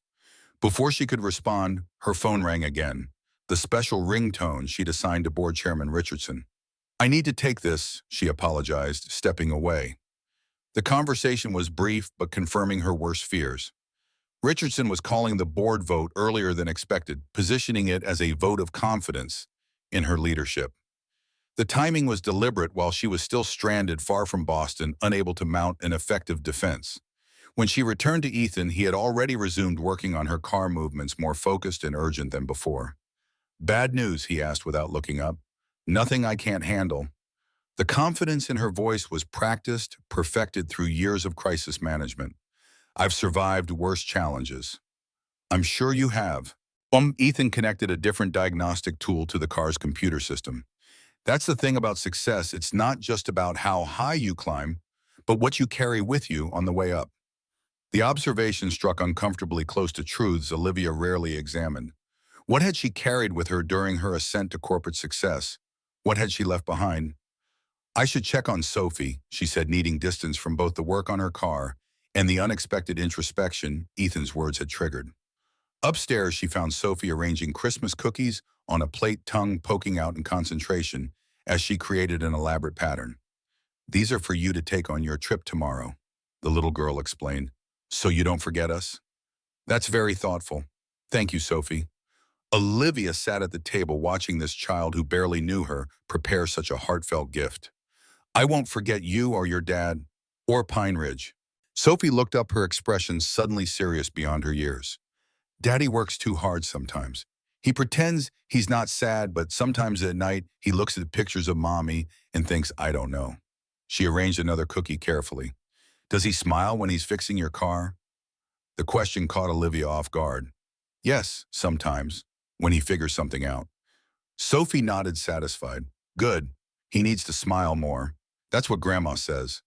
The simple observation carried profound weight, this young child worrying about her father's happiness, while he focused entirely on ensuring hers. Olivia thought about Ethan's abandoned engineering career, the innovative designs he now pursued in stolen hours between car repairs. The life he'd built centered entirely around his daughter's well-being. "Your dad is a remarkable man," Olivia said softly. "You're lucky to have each other." Sophie nodded solemnly. "I know, but sometimes I think he needs somebody else too. Somebody who understands the complicated stuff he makes. Grown-up friends." Before Olivia could respond to this unexpectedly perceptive assessment, Sophie's expression changed suddenly, her eyes narrowing with childish suspicion. "You're not going to take Daddy's special invention, are you? The one under the tarp, because that's his most important project ever?" The directness of the question took Olivia aback. "Of course not. Why would you think that?" "Because you looked at it for a long time. And because Daddy's old company took his ideas." Sophie's loyalty to her father shone fierce and protective. "He works on it at night when I'm sleeping. Says it's going to help doctors save people like Mommy." Olivia felt a pang of guilt, recalling how her first instinct upon seeing Ethan's designs had indeed been to assess their business potential. "I would never take your dad's invention, Sophie. That would be wrong." The little girl studied her face intently, then nodded, apparently satisfied. "Good, because he needs to finish it himself. He promised Mommy he would help people." The conversation shifted to lighter topics as Sophie described her school friends and favorite subjects, but Olivia remained struck by the child's protective instincts. In Sophie's simple worldview, ideas belonged to their creators and promises made to loved ones were sacred obligations. Concepts often forgotten in the complex world of intellectual property rights and corporate acquisitions, Olivia navigated daily. Evening arrived with restored power throughout Pine Ridge, and most roads cleared except the smaller back routes. After a simple dinner of leftovers and hot chocolate, Sophie insisted on their final Christmas tradition, watching It's a Wonderful Life on the small television in the apartment. "We watch it every Christmas night," she explained already, in pajamas decorated with rockets and stars. "It's about a man who thinks he's not important but then finds out he really is." Ethan emerged from the garage, exhausted but satisfied. "Your car will be ready by 6 a.m. Not perfect, but drivable to Boston. Main highways are clearing well." "Thank you." The words felt inadequate for everything he'd done, not just fixing her car, but opening his home and Christmas celebrations to a stranger. "I appreciate everything. Just doing what needed doing," he replied, simply settling beside Sophie on the couch. "Nothing special about that." But there was something special about it, Olivia realized as she joined them for the movie. In her world, every action came with calculation, expected returns, strategic advantages, negotiated compensations. Ethan had helped her without any such considerations, driven by a simpler, more fundamental ethic: someone needed help, and he could provide it. As the movie played, Sophie gradually dozed off against her father's shoulder, the excitement of Christmas Day finally catching up to her.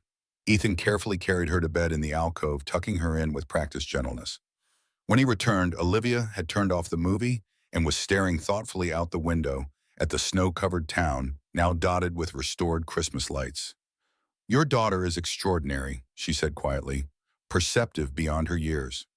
"She's had to be." Ethan joined her by the window. Losing her mother so young forced her to understand things most kids don't think about until much later. "She's worried about you," Olivia revealed. "Thinks you need grown-up friends who understand your work." A soft, surprised laugh escaped him. "That sounds like Sophie, always taking care of me when I'm supposed to be taking care of her." He glanced toward the sleeping alcove. "She's right, though. This town is wonderful for many things, but intellectual stimulation and engineering innovation isn't its strong suit. Your microgrid designed for hospitals," Olivia began carefully. "It has enormous potential. Have you considered partnering with a company that could help develop and distribute it? Not selling the rights, but a true collaborative partnership." Ethan's expression grew guarded. "Most partnerships I've seen end with the inventor losing control while the company reaps the benefits. It doesn't have to be that way." The idea forming in Olivia's mind was unconventional, but increasingly compelling. What if the inventor maintained control and ownership throughout? What if the partnership was about providing resources and connections, not acquiring rights? "Sounds too good to be true from a corporate perspective," Ethan said skeptically. "What would the company gain?" Olivia turned from the window to face him directly. "First, implementation rights. Association with genuinely innovative technology. The satisfaction of putting life-saving solutions into the world." She paused. "Not everything has to be measured solely by profit margins." Ethan studied her with new interest. "Those don't sound like typical CEO talking points." "Maybe this CEO is reconsidering some fundamentals," Olivia admitted. "Thanks to an unexpected Christmas detour and a very wise 88-year-old. The moment between them deepened, charged with possibilities neither had anticipated when her car broke down in the snowstorm. Ethan's expression softened, the defensive wariness giving way to cautious hope. "I'd need to see any partnership proposal in writing," he said finally, "with clear protection for my intellectual property rights." "Of course, I wouldn't suggest anything less." Olivia hesitated, then added, "But that conversation can wait for another time, after I've handled my current crisis." The reminder of her imminent departure and the challenges waiting in Boston settled between them like a physical presence. Tomorrow she would return to her world of board meetings and corporate strategies, of power struggles and investment deals. And Ethan would continue his quiet life in Pine Ridge, repairing cars by day and pursuing his innovations by night, raising his remarkable daughter with the values he held dear. Two worlds briefly intersecting during a Christmas snowstorm, soon to diverge again. Yet something had changed, something neither could quite name, but both could feel. A connection formed, a perspective shifted, a possibility revealed. "6 a.m., Ethan confirmed quietly. "Your car will be ready." Morning arrived with crystal clarity, the storm having swept the Vermont sky clean of clouds, leaving only piercing blue and golden sunrise. Olivia woke at 5, giving herself time to prepare for the journey back to Boston and the corporate battle awaiting her. The apartment was quiet. Ethan already downstairs working on final preparations for her car, Sophie still asleep in her alcove. Olivia packed efficiently, tucking Sophie's carefully prepared cookie package into her bag last. Her business clothes felt strange now, like armor being donned after days of unexpected peace. The cashmere sweater and designer jeans she'd worn yesterday were replaced by her tailored wool suit and silk blouse, CEO Olivia Bennett reasserting herself with each button fastened. When she emerged from the bedroom, she found Sophie sitting at the kitchen table, still in pajamas but fully awake, solemnly coloring what appeared to be a farewell card. The little girl looked up, her expression serious beyond her years. "I made this for you," she said, pushing the homemade card across the table. "So you remember us." The crayon drawing showed 3 figures standing beside a Christmas tree, Sophie, Ethan, and Olivia, holding hands. Above them, written in careful child's handwriting, our Christmas friend. It's beautiful, Sophie, thank you. Emotion tightened Olivia's throat as she accepted the card. I'll keep it on my desk in Boston. Sophie studied her head tilted slightly. You look different in those clothes, more like a grown-up boss lady and less like someone who makes snow angels. The observation was disarmingly accurate. Olivia felt different in her corporate attire, more distant, more protected, less accessible. These are my work clothes for important meetings. Are the people at your meetings nice? Do they make you cookies and let you decorate them? Sophie's questions cut to the heart of differences between the worlds Olivia was navigating. Not usually, business meetings are different from Christmas traditions. How could she explain corporate politics and boardroom power struggles to this child who measured relationships in cookies shared and stories told? Sophie nodded sagely. Daddy says some grown-ups forget how to play and just work all the time. He says that's why he left his big job because they forgot what really matters. Before Olivia could respond to this surprising insight, footsteps on the stairs announced Ethan's arrival. He looked exhausted but satisfied, wiping traces of grease from his hands with a shop rag. Your chariot awaits, Miss Bennett. His attempted formality was belied by the warmth in his eyes. Not quite factory specs, but she'll get you to Boston safely. Downstairs, the Mercedes gleamed under the garage lights, its hood now closed engine purring with steady confidence. Olivia circled it slowly, marveling at the transformation from lifeless metal to functioning machine. How did you manage this overnight? Engineering degree has to be good for something. Ethan patted the car's roof with quiet pride. I bypassed the damaged electronic control module with a custom solution. You'll only have basic functions. No advanced driver assistance systems, no fancy climate zones, but the essentials work fine. Heat lights, engine brakes. Olivia checked her watch, 5:45 a.m. If she left now, she could reach Boston by early afternoon with time to prepare for the emergency board meeting. I don't know how to thank you properly for everything. No thanks needed. Ethan's response was genuine without pretense or expectation. Anyone would have done the same. No, Olivia countered softly. They wouldn't have. Sophie hugged Olivia's legs, suddenly face pressed against the expensive fabric of her suit. Promise you will come back sometime for ice skating and movie night. Kneeling to the child's level, Olivia found herself making a commitment she hadn't planned. I promise, Sophie, I'll come back to visit. The drive to Boston proceeded smoothly, the main highways cleared efficiently by Vermont and Massachusetts road crews.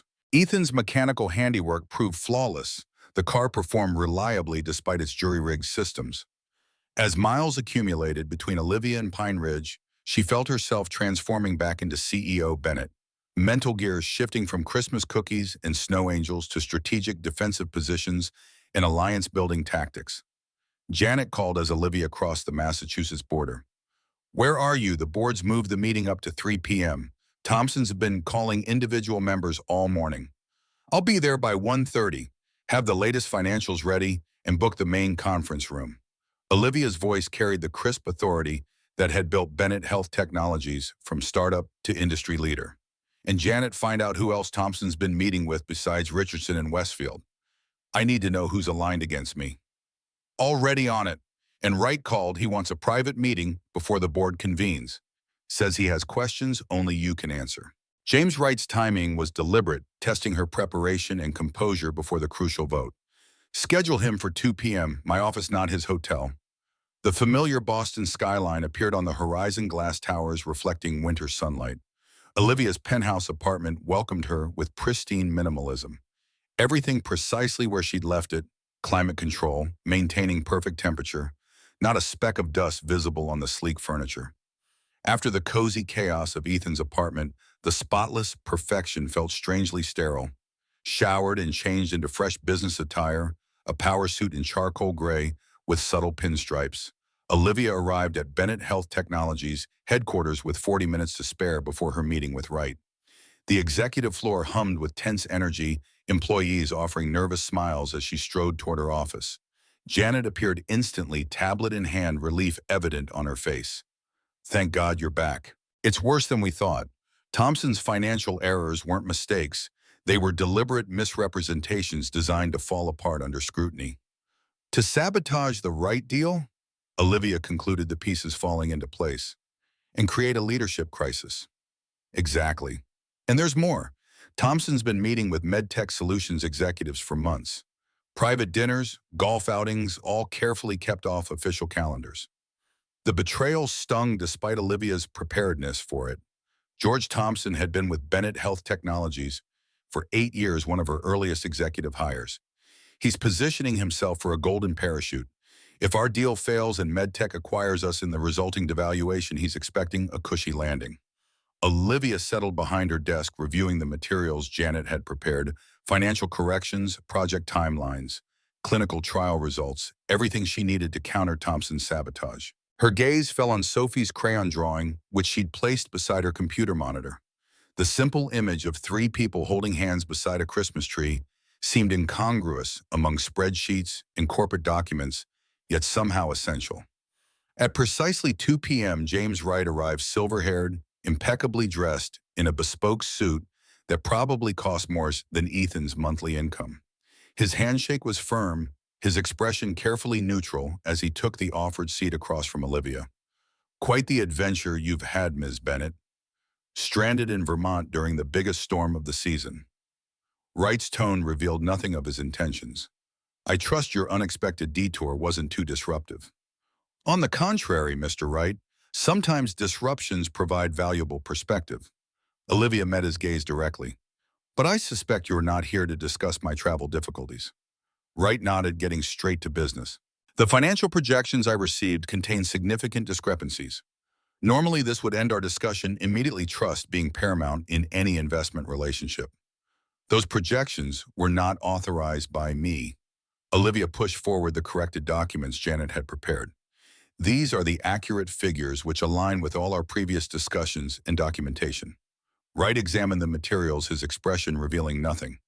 "MedTech Solutions contacted me yesterday. Their offer is compelling immediate implementation, established distribution channels, existing hospital relationships. An inferior technology that will miss 30% more early-stage conditions than our system," Olivia countered. "Technology that could mean the difference between life and death for patients like Emily Miller." Wright's eyebrow raised slightly. Emily Miller. Olivia hadn't intended to mention Emily. The name had emerged from some deeper place than calculated strategy. A woman who died from a brain tumor that was misdiagnosed until it was too late. One of countless patients our advanced detection system could save. Compelling anecdote, but business decisions require more than emotional appeals, Ms. Bennett. Wright's voice remained measured, testing her response. Olivia leaned forward, her decision crystallizing in this moment. What if business decisions required both, Mr. Wright? What if the most successful innovations were those that balance profit potential with genuine human impact? For the first time, genuine interest flickered in Wright's eyes, an idealistic position. A necessary one.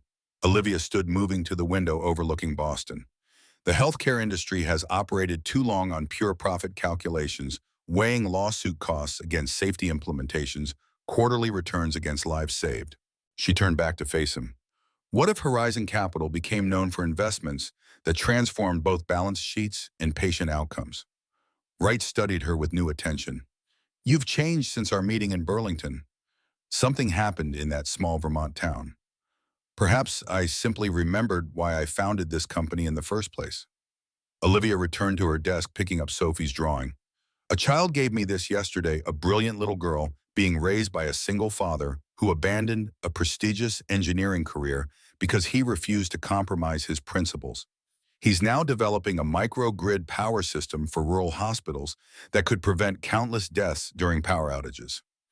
And this relates to our investment discussion. How exactly? It relates because I'm proposing a partnership model that supports innovators while delivering returns, one that prioritizes both profit and purpose.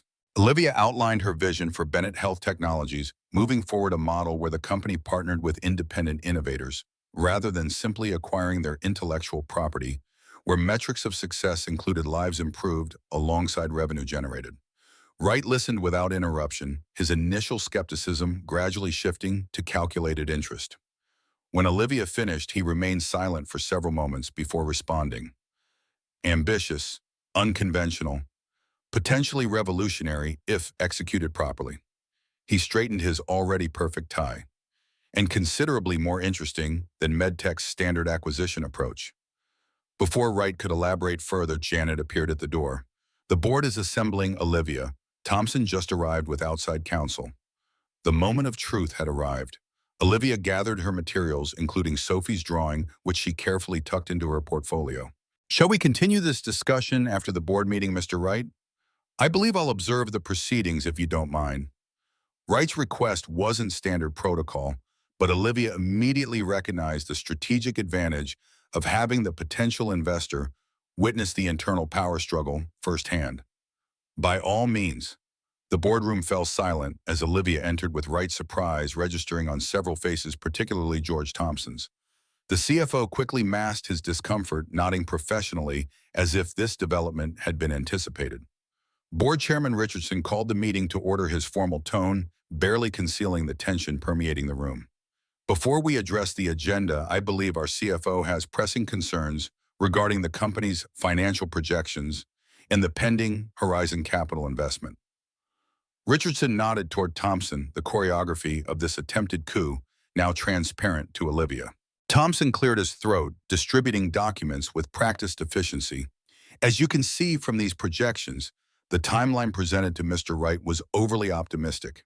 Implementation would require at least 18 additional months with significantly higher development costs than initially estimated. Olivia allowed him to continue his presentation, uninterrupted, watching board members' expressions shift from concern to outright alarm at the manipulated figures. When Thompson finally concluded, satisfied with the damage he believed he'd inflicted, Olivia rose slowly from her seat. Thank you, George, for that creative interpretation of our financial position. Her voice remained calm, controlled. Now, if board members would review the accurate projections verified by our independent auditors this morning, you'll note significant discrepancies from what you just received. Janet distributed the corrected documents as Olivia continued. What you're witnessing is not a financial miscalculation, but a deliberate attempt to undermine this company's future, specifically to sabotage our deal with Horizon Capital and position us for a hostile takeover by MedTech Solutions. Thompson's face flushed. That's a serious accusation, Olivia. One you can't possibly substantiate. Actually, I can. Olivia nodded to Janet, who distributed additional documents, meeting records, emails, phone logs, meticulously documenting Thompson's clandestine communications with MedTech executives. Our security team has been monitoring these interactions for months. The only question remaining is which board members were aware of or complicit in this betrayal of fiduciary duty. Richardson's complexion paled visibly.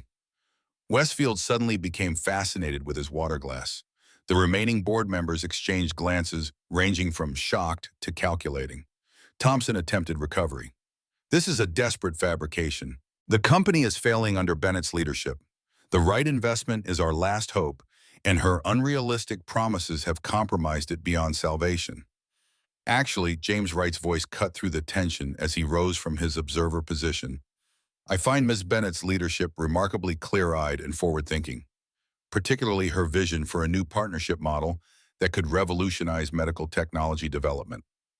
The unexpected endorsement shifted the atmosphere instantly. Board members who moments before had been considering Thompson's position now reassessed political instincts, realigning toward the apparent victor. In fact, Wright continued, Horizon Capital is prepared to increase our investment beyond the originally discussed amount contingent upon implementation of this partnership model and, of course, leadership continuity. The message was unmistakable. Support Olivia Bennett or lose the investment entirely. Thompson recognized defeat, but attempted one final counterstrike. The board should consider whether someone who abandons her duties during a critical business juncture, stranded in Vermont playing Christmas games, while the company faces crisis, possesses the dedication required for this position. The reference to her absence might have landed effectively had Olivia not spent her drive from Pine Ridge preparing for exactly this attack. She opened her portfolio and removed Sophie's drawing, placing it deliberately on the conference table. During my abandonment of duties, as Mr. Thompson characterizes it, I was reminded why I founded this company in the first place. Not merely to generate impressive returns, though our 5-year performance speaks for itself, but to transform healthcare through technology that prioritizes human outcomes alongside profit margins. She looked each board member in the eye before continuing. Bennett Health Technologies stands at a crossroads. We can continue the traditional path acquiring innovations, prioritizing quarterly returns above all else, measuring success solely in financial metrics. Or we can pioneer a new approach, partnering with innovators, preserving their creative control, while providing our resources and reach measuring success in both profits and lives improved. The boardroom remained silent as Olivia outlined her vision, the same she had shared with Wright earlier, now expanded with specific implementation details. As she spoke, she noticed the gradual transformation in her audience, from skepticism to consideration to genuine interest. This isn't about choosing between profitability and purpose, she concluded. It's about recognizing that in healthcare technology, the most sustainable path to exceptional returns lies in never losing sight of the human lives our innovations impact. The vote, when finally called, wasn't even close. Thompson was removed from his position effective immediately, pending investigation into his communications with MedTech. Richardson retained his chairmanship by a narrow margin, his authority significantly diminished. And Olivia received unanimous endorsement of her leadership and strategic vision, including the new partnership model. As the meeting concluded, Wright approached with newfound respect. "Impressive recovery, Ms. Bennett. I look forward to finalizing our expanded investment agreement." Olivia nodded her acknowledgement, but her thoughts had already shifted elsewhere, to a small garage in Pine Ridge, Vermont, where a brilliant engineer was likely closing up shop for the evening, his groundbreaking microgrid design covered by a tarp until he could find time to work on it again. "Janet," she called to her assistant as the boardroom emptied, "cancel my meetings tomorrow. I'm taking a personal day." "A personal day," Janet repeated, checking her records to confirm such a phenomenon existed. "You haven't taken one in 3 years. Then I'm overdue." The drive back to Vermont the following morning felt different from her journey to Boston, less urgent, but somehow more important. Olivia had spent the evening preparing documents outlining the partnership model she envisioned, specifically tailored to Ethan's microgrid innovation.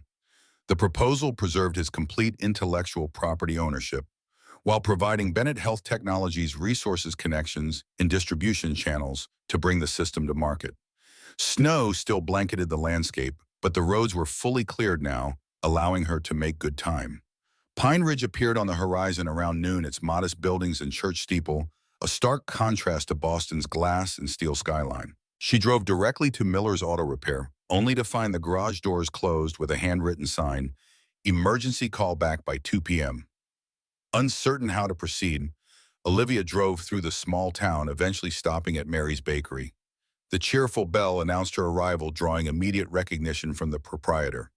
"Well, look who's back already." Mary's welcome was as warm as her freshly baked bread. "Ethan said you'd left for Boston yesterday. Business all sorted out." "Yes, thank you. I'm actually looking for Ethan. His shop's closed." Mary nodded, wiping flour from her hands. "Old Mrs. Abernathy's car broke down again about 5 miles out of town. Ethan went to tow her back. Should be returning soon." She studied Olivia with unconcealed curiosity. Not often we get city folks returning to Pine Ridge voluntarily, especially big-shot CEOs. Olivia accepted the coffee Mary offered, settling at the same table she'd occupied with Ethan and Sophie 2 days earlier. "I have a business proposal for him regarding his engineering project." "The hospital power system," Mary raised an eyebrow. "He's been working on that for years, ever since Emily passed. Brilliant idea, but no resources to develop it properly. That might be changing soon." Olivia sipped her coffee, surprised at how comfortable she felt in this small-town bakery compared to the upscale Boston establishments she typically frequented. Mary leaned against the counter, her expression turning serious. "Ethan's not just a good mechanic, you know. That man's heart is gold all the way through. After Emily died, half the town needed car repairs they couldn't afford. Single mothers, elderly folks on fixed incomes, somehow their bills always came up less than expected. Sometimes disappeared entirely. He seems like a remarkable person. He is, and protective as a mama bear about that little girl of his." Mary's implication was clear, a warning not to cause harm to this family she clearly cherished. "Sophie hasn't stopped talking about you since Christmas. First time she's connected with anyone like that since her mother died." Before Olivia could respond, the bakery door opened, admitting a blast of cold air and a very excited 8-year-old. Sophie launched herself across the bakery, colliding with Olivia in an enthusiastic hug. You came back, I told Daddy you would, but he said you were probably super busy with important CEO stuff. Ethan appeared in the doorway behind her, surprise evident on his face. Olivia, I didn't expect to see you again so soon. I had a business proposition that couldn't wait. Olivia found herself suddenly nervous, a sensation foreign to someone who regularly negotiated multi-million-dollar deals without batting an eye. Sophie looked between them with obvious delight. Is it about Daddy's special invention for hospitals? Are you going to help people together? Mary took Sophie's hand with the practiced ease of a surrogate grandmother. Let's go check on those special cookies I was baking for you while your dad and Ms. Bennett talk business. When they were alone at the table, Ethan sat across from Olivia, his expression guarded yet hopeful. Your car, running okay after the trip to Boston? Perfectly. Your engineering skills apparently extend well beyond theoretical design. Olivia placed her portfolio on the table between them, which is partly why I'm here.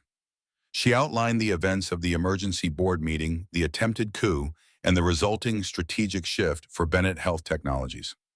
Ethan listened attentively, asking occasional clarifying questions that revealed his quick grasp of corporate dynamics despite his years away from that world. So your board unanimously approved this new partnership model. He sounded impressed but cautious. That's uncommon in my experience with corporate leadership. Having a major investor make his support conditional upon it certainly helped persuade the reluctant members. Olivia smiled slightly. But yes, it represents a fundamental shift in how we approach innovation. And you're here because Olivia opened the portfolio, removing the detailed proposal she'd prepared. Because I'd like your microgrid system to be our first partnership under this new model. Ethan accepted the document, reading carefully, his expression gradually shifting from skepticism to cautious interest. This preserves my complete ownership of the intellectual property, with a licensing agreement that compensates both parties fairly while prioritizing implementation in rural and underserved medical facilities. Olivia watched him process the details, recognizing the engineer's mind, methodically evaluating all angles. You retain creative and technical control. We provide resources, regulatory navigation, and distribution channels. And the accelerated development timeline, aggressive but achievable with proper support. Olivia leaned forward slightly. Your design could be saving lives within 18 months instead of the years it might take developing it alone. Ethan set the proposal down, his gaze meeting hers directly. Why me, why this project? You run a billion-dollar company with access to countless innovations. What makes my garage project worth a personal visit from the CEO? The question penetrated beyond business strategy to the deeper truth Olivia had been processing since her car broke down in the Vermont snowstorm. Because your project embodies exactly what healthcare technology should be, innovation driven by human need rather than market analysis. Because you refused to compromise your principles even when it meant walking away from career advancement. And because she hesitated before continuing, because sometimes the most valuable partnerships are those that challenge us to be better versions of ourselves. Something shifted in Ethan's expression, recognition of a truth that transcended business propositions. You've changed since your car broke down 3 days ago. Not changed, remembered. Olivia glanced toward the bakery kitchen where Sophie's laughter could be heard. Your daughter asked if the people at my meetings make cookies and let me decorate them. They don't, and maybe that's been part of the problem. Ethan's smile transformed his face and erasing the careful reserve he'd maintained. You know, partnership agreements typically require extensive negotiation. I anticipated that. Olivia matched his smile with her own. I've booked a room at the Pine Ridge Inn for the next few days. However long it takes to address your concerns. The inn's fine, but their restaurant options are limited. Ethan's voice carried new warmth. Sophie and I were planning homemade pizza for dinner tonight. She'd be thrilled if you joined us. For negotiation purposes, of course. Of course. Strictly business. Olivia felt something unlock in her chest, a door long closed now opening to possibilities beyond corporate achievement. 6 months later, the Bennett-Miller partnership launched its first product, a microgrid power system for rural and disaster-zone medical facilities. The initial implementation in 3 remote Appalachian hospitals exceeded all performance projections, generating both humanitarian acclaim and substantial investor interest. Ethan directed the technical development from a newly expanded facility in Pine Ridge, creating 12 high-skilled jobs in the small town while maintaining his auto repair business to keep things real, as he explained to industry reporters. Olivia found herself making the drive between Boston and Pine Ridge with increasing frequency, initially for project oversight, then for strategic planning weekends that somehow always included movie nights with Sophie ice skating on the town pond or helping with science fair projects. Bennett Health Technologies' new headquarters building included a dedicated innovation center where independent developers could collaborate without corporate acquisition, a model that attracted growing attention throughout the medical technology sector. The Christmas following their unconventional meeting, Pine Ridge hosted the Bennett Health Technologies holiday celebration, not at a luxury hotel, but at the town community center decorated by local children. Employees and townspeople mingled easily, barriers of corporate hierarchy temporarily dissolved in favor of genuine connection. As snow began falling again outside the windows, Olivia found herself standing beside the community Christmas tree, larger than the one in Ethan's garage, but decorated with the same handmade ornaments that had caught her attention a year ago. Looking for our addition, Ethan appeared beside her, pointing to a wooden star now hanging prominently among the ornaments. This one had 3 names carved into it: Ethan, Sophie, and Olivia. Sophie's idea? Olivia asked, though she already knew the answer.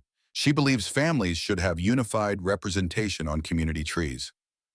Ethan's voice carried amused affection for his daughter's definitive opinions.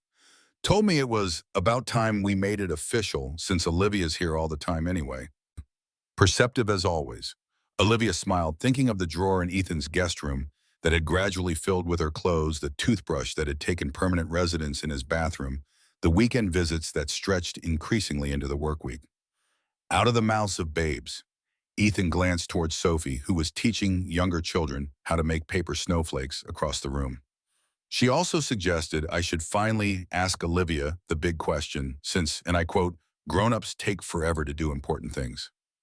Olivia's breath caught as Ethan reached into his pocket, withdrawing not a ring box, as she momentarily expected, but a small handmade ornament, a miniature replica of her Mercedes. The night your car broke down changed everything, he said softly.